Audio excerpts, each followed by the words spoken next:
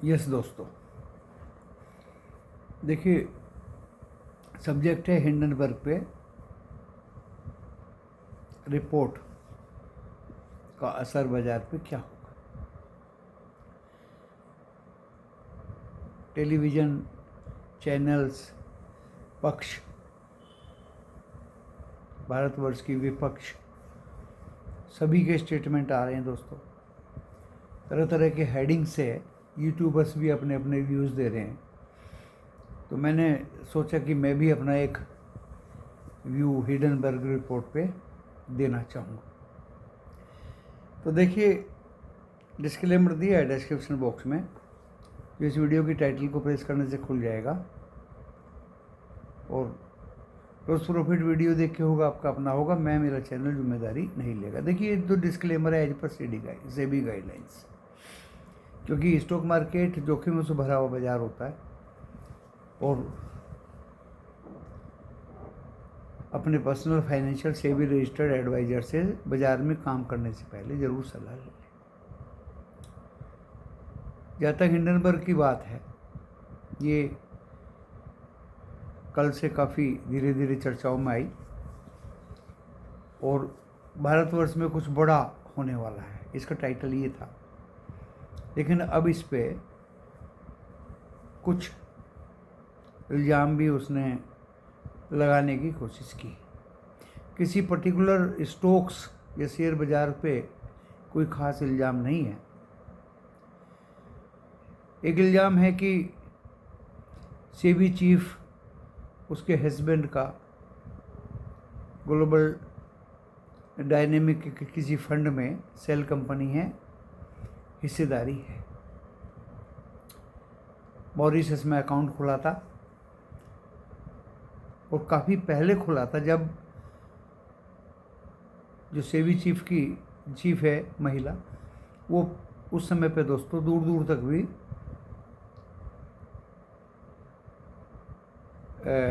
सेबी की नज़रों में नहीं थी। और उसके बाद वो फिर सेबी की मेंबर बनी। अकाउंट उसने सेबी की मेंबर बनने से पहले ही मॉरिशस की जो ग्लोबल डायनेमिक फंड है उसमें खुला लिया था। तो what is wrong with that. उसके बाद मेंबर बनी, फिर वो सेबी की अध्यक्ष बन गई। अपने हस्बैंड के नाम उसने वो अपना शेयर होल्डिंग पैटर्न भी कर दिया ताकि वो निष्पक्ष रहे। एंड जनवरी 23 में भी देखिए सेबी हिंडनबर्ग की रिपोर्ट आई थी अडानी के खिलाफ। 3400 वाला स्टॉक, एक स्टॉक की बात कर रहा हूँ, अडानी एंटरप्राइज, जो 1404 तक गिर गया था। रिजल्ट क्या निकला दोस्तों? फरवरी 24 में सुप्रीम कोर्ट ने वो सारे उसके आरोप खारिज कर दिए। स्टॉक फिर अपनी जगह पहुंच गए। नुकसान किसको हुआ, प्रॉफिट किसको हुआ? देखिए, जो इन्वेस्टर है वो तो इन्वेस्ट किए हुए थे एंड भूचाल सा जरूर आ गया था दोस्तों। अडानी पोर्ट भी गिरा, ग्रीन एंड टोटल गैस भी गिरे। अभी स्टॉक संभल गए। लोगों का कहना है कि वो अपने पैसे से अपने ही स्टॉक खरीद रहा है। तो ये तो मैंने बहुत पहले स्टेज वैल्यूएशंस है अडानी के स्टॉक्स पे भी एक वीडियो बना दिया था। इन्वेस्टर्स भी जानते हैं कि स्टेज वैल्यूएशन है। फोरसाइटेडनेस स्टॉक मार्केट में ऑप्ट करते हैं बहुत से इन्वेस्टर्स दोस्तों। उनको ना आप रोक सकते ना हम रोक सकते।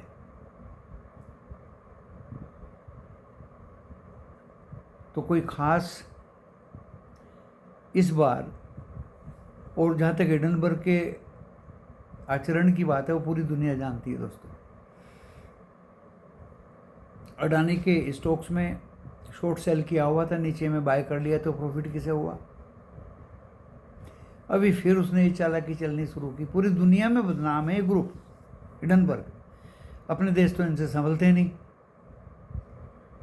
जहाँ बहुत बड़े बड़े घपले तक होते हैं, और इनको जहाँ कमजोरी दिखाई देती है वहाँ ये चोट करने की कोशिश करते हैं। आज स्टॉक मार्केट हिंदुस्तान का संभला। एक तो एग्जिट पोल के दिन ज़बरदस्त गिरा दोस्तों। जब एक्चुअल पोल आउट हो गए तो वो फिर अपनी जगह से भी ज़्यादा ऊपर हो गए, और अभी उस जगह से भी काफ़ी ऊपर है। चाहे आप निफ्टी बैंक को देख लीजिए, निफ्टी 50 को भी देख लीजिए। तो विपक्ष की जहाँ तक बात है, निवेशकों को नुकसान, स्मॉल छोटे निवेशकों को, मध्यम निवेशकों को नुकसान कौन करा रहा है? अपने एग्जिट पोल के दौरान भी कि मोदी जी हारेंगे, और टीवी के एक दो चैनल भी शायद उनके अपने लोगों के हैं, कुछ पक्ष के हैं कुछ विपक्ष के हैं। तो सबसे बड़ी बीमारी तो ये है। दूसरी बीमारी ये है कि यूट्यूबर्स बनारस में मोदी जी हारेंगे। आज भी मैंने कई जगह पढ़ा, सबसे अच्छा प्रधानमंत्री 97% राहुल गांधी है, 3% मोदी जी हैं। ये क्या है दोस्तों? बांग्लादेश में ये हो गया वो हो गया। मैंने बांग्लादेश पे भी एक वीडियो में एक बात कही थी कि पहले वो लोग बांग्लादेशी हैं, उनमें यहूदी भी हैं, क्रिश्चियन भी हैं, सिया भी हैं, सुन्नी भी हैं, हिंदू भी हैं। आप इस तरह से नाम लेना क्यों नहीं सीखते? मुस्लिम मुस्लिम मुस्लिम, अरे मुस्लिम में भी तो 36 जातियां हैं। तो दोस्तों आज पहले वो बांग्लादेशी हैं। देखिए वो प्रोटेस्ट शुरू करना शुरू किया। पहले विपक्ष का प्रोटेस्ट था, अब विपक्ष का हो गया। जो पहले विरोधी पार्टी थी वे सड़कों पे आए। अंदरूनी बात क्या है, तख्ता पलट क्यों हुआ, क्या क्या कारनामे हुए, किन लोगों का हाथ है, ये तो बहुत बड़ी रिसर्च की बात है दोस्तों। कमजोरी कहाँ से आई, क्यों आई, कैसे आई, सेना के चीफ ने की, जो वहाँ की पीएम का संबंधी भी है, तो उसमें बहुत सी बातें हैं दोस्तों। हमारे देश ने शरण दी, फिर शायद 1 या 2 दिन पहले हमारा देश भी छोड़ दिया वहाँ के पीएम ने। तो दोस्तों बहुत सारी बातें इनमें हैं, और वही बात हुई जो मैंने वीडियो में बोला था कि पहले वो बांग्लादेशी हैं। मैं पर्टिकुलर किसी धर्म जाति का नाम नहीं ले रहा हूँ, और वही हुआ। आज वो बांग्लादेशी हैं तो वो विपक्ष में सड़कों पर आ गए। तो वो अपनी प्रॉब्लम अपने आप सोल्व करेंगे। कैपेबिलिटी वहाँ भी है, आप ऐसा मत समझिए कि वो कैपेबल नहीं है। वो भी अन्न दाना खाते हैं।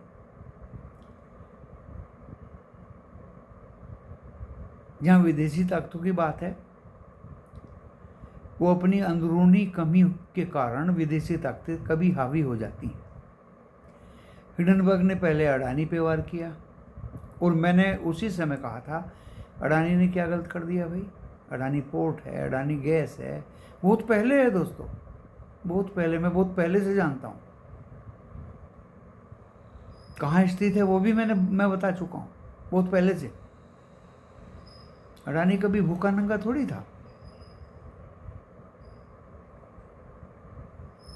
और मैं तो दोस्तों धीरूभाई अंबानी जी के भी कैरियर को नज़दीक से देखा है, उसी अहमदाबाद में, उसी गुजरात में। निर्मा के वॉशिंग पाउडर वालों को भी देखा है बहुत नज़दीक से, जब साइकिल के कैरियर पे निर्मा बेचा करते थे। किसी ने कोई तरक्की कर ली तो क्या उसके खिलाफ हो जाओगे? क्या निर्मा ने सीमेंट यूनिट खरीद ली, क्या खिलाफ हो जाओगे? क्या यूनिवर्सिटी बना दी, क्या खिलाफ हो जाओगे? क्या अपनी बिजनेस का विस्तार किया, क्या खिलाफ हो जाओगे?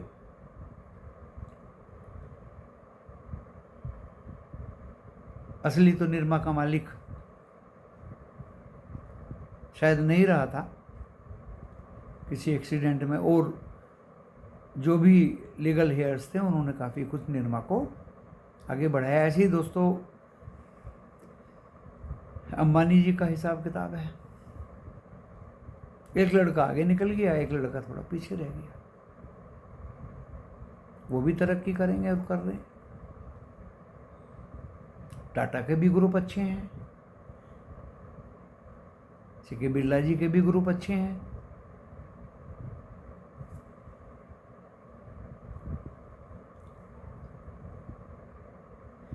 और जो बाकी कंपनीज हैं वो भी दोस्तों अच्छा ही कर रही हैं। अभी रचनात्मक होना बहुत मुश्किल है, विनाशकारी होना बहुत जल्दी हो जाता है इंसान।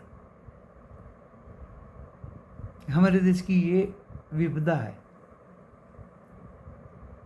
किसी भी काम को पॉजिटिव नहीं लेते। विदेशों में मैंने खुद अपनी नज़रों से देखा, carry on, okay, go forward.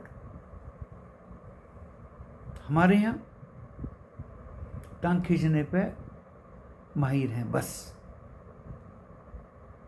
अब छोटे से गांव में, छोटे से घर में ही देख लीजिए। और इंसान की जन्मजात आदत जा नहीं सकती जल्दी से।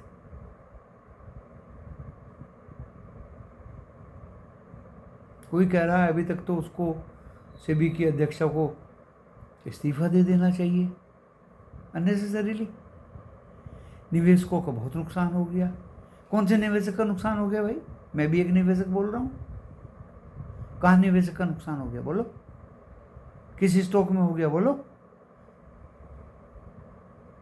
बोलना बहुत आसान है, और निवेशकों का नुकसान कराने वाले ही आप लोग हैं।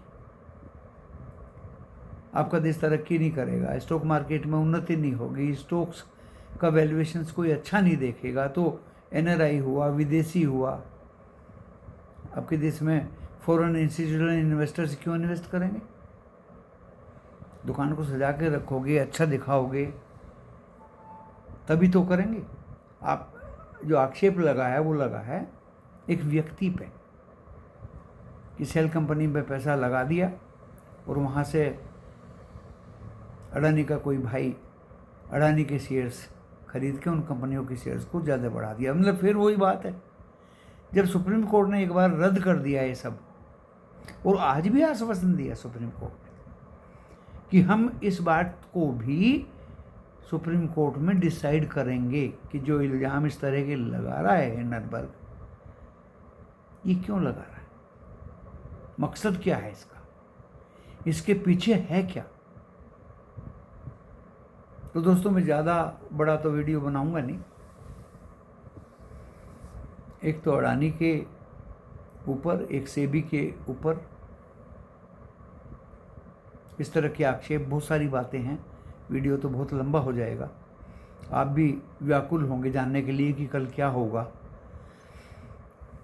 दोस्तों सीधे बताता हूँ, अगर डोमेस्टिक इंस्टीट्यूशनल इन्वेस्टर्स ने फ्राइडे को 4000 का कैश में बाई किया, 400 करोड़ से ज़्यादा का एफआईआई भी रिटर्न बैक होके बाइंग शुरू की, और एक कंसोलिडेशन फेज में मार्केट ने शो किया, निफ्टी 50 एंड बैंक निफ्टी ने। कल मंडे को बाजार में दोस्तों कुछ नहीं होगा। हो सकता है डीआईआई और बाइंग स्टार्ट कर दें, एफआईआई भी बाइंग स्टार्ट कर दें। दोस्तों फंड्स हैं, सिंडिकेट्स हैं, रिटेलर्स हैं, ट्रेडर्स हैं, म्यूचुअल फंड हैं, एफआईआई है, इक्के दुक्कों से बाजार नहीं चलता। यूएस की इकोनॉमी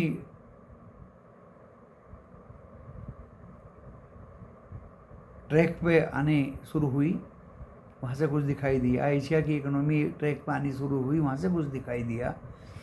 चाइना भी अपनी इकोनॉमी को ट्रैक पे लाने की कोशिश कर रहा। तो दोस्तों हर तरह से जब सब अपनी इकोनॉमी को अच्छा करने की कोशिश कर रहे हैं, तो why we will be behind, हम पीछे क्यों रह जाएंगे? क्या आपको टाटा स्टील का डिविडेंड नहीं मिला, गेल का डिविडेंड नहीं मिला, एचपीसीएल का नहीं मिला, बीपीसीएल का नहीं मिला? क्या इन्वेस्टर्स को डिविडेंड की इनकम नहीं होती?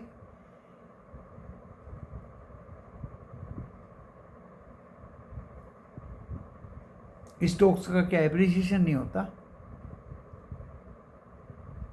तो दोस्तों इन्वेस्टर्स को कोई नुकसान नहीं। जो इसका हल्ला गुल्ला कर रहे हैं वो खुद इन्वेस्टर हैं, पर्टिकुलर कंपनीज में बड़े बड़े इन्वेस्टर्स हैं। वो बहुत पैसा इन लोगों का लगा हुआ है स्टॉक मार्केट की इक्विटी में।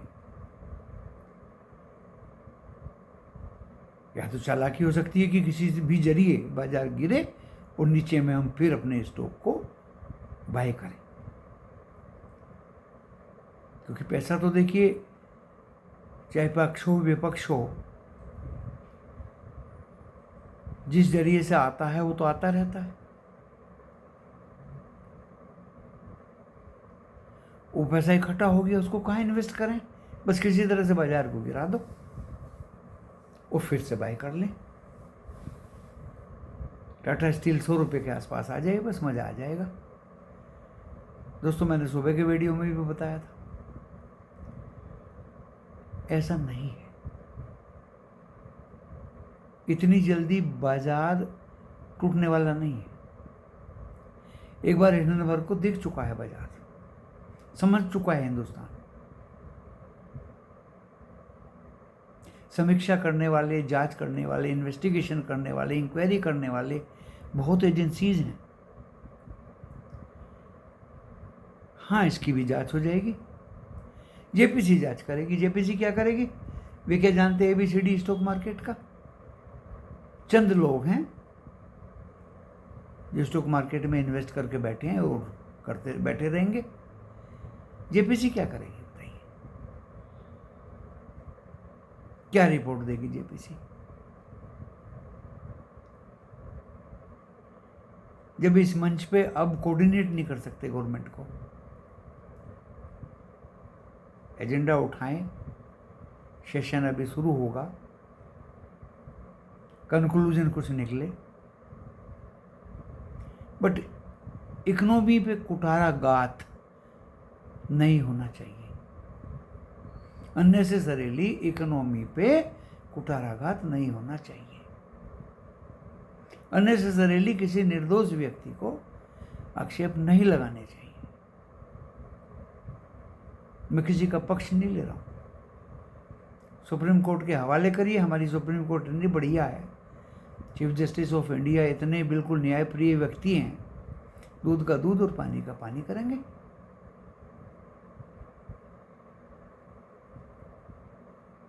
तो निष्कर्ष दोस्तों साफ साफ है, थोड़ा भी डाउन होता है मार्केट, रिकवरी का पूरा पूरा अंदेशा अब हो गया है।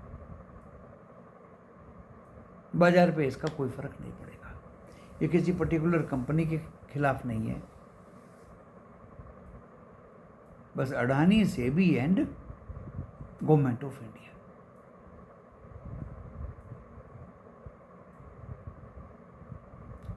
हिंडनबर्ग की आड़ में विपक्ष को मोहरा मिल गया,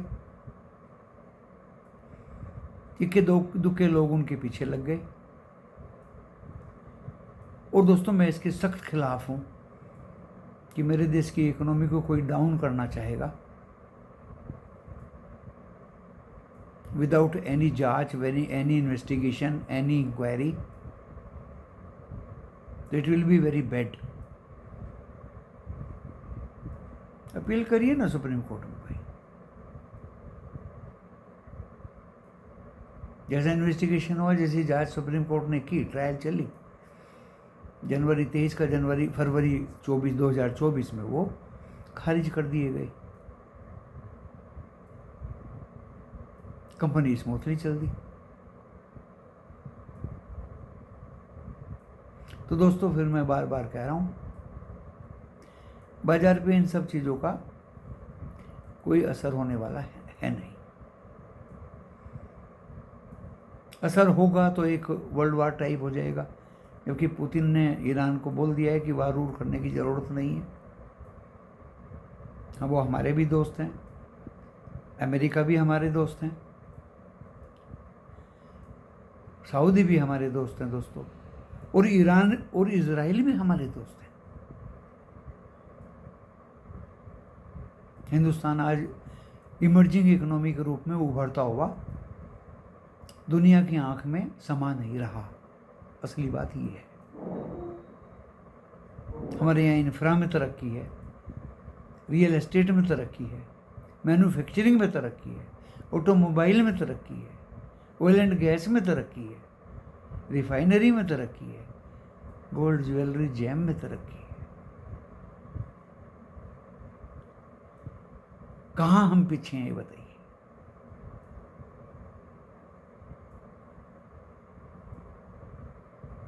तो दोस्तों,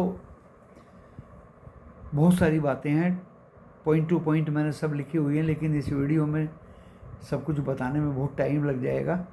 एक ही कंक्लूजन रहेगा दोस्तों मेरी तरफ से कि डरिए मत, और बाज़ार में गिरावट मुझे ज़्यादा नहीं लगती। 23,893 का एक लोअर लेवल बन चुका है। महायुद्ध हुआ, युद्ध हुआ, वार हुआ, रिसेशन हुआ, यूएस में ही गड़बड़ हो गया, तो दोस्तों मैं कुछ कह नहीं सकता। इफ एंड अदरवाइज इन छोटे मोटे झोंकों से बाजार और हमारा देश झुकने वाला है नहीं। इसी के साथ इस वीडियो को विराम देता हूँ। धन्यवाद।